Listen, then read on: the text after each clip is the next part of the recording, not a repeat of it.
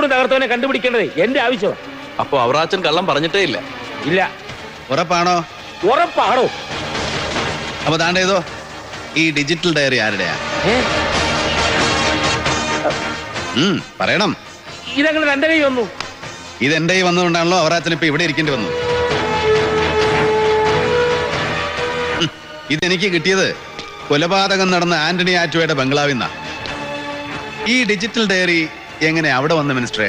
ഓ, ഇതാണോ താൻ കണ്ടുപിടിച്ച വലിയ കാര്യം? എടോ മന്ദബുദ്ധി കമ്മീഷണറെ, എന്റെ അനിയന്റെ ബംഗ്ലാവിൽ ഞാൻ തോന്നുമ്പോഴൊക്കെ പോവും. അപ്പൊ അവിടെ വെച്ച് മറന്നു കാണും.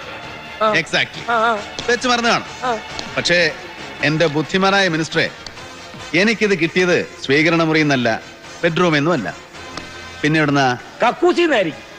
അല്ല, എനിക്ക് ഈ ഡിജിറ്റൽ ഡയറി കിട്ടിയത് അണ്ടർഗ്രൗണ്ടിലെ രഹസ്യ അറയെന്നാ.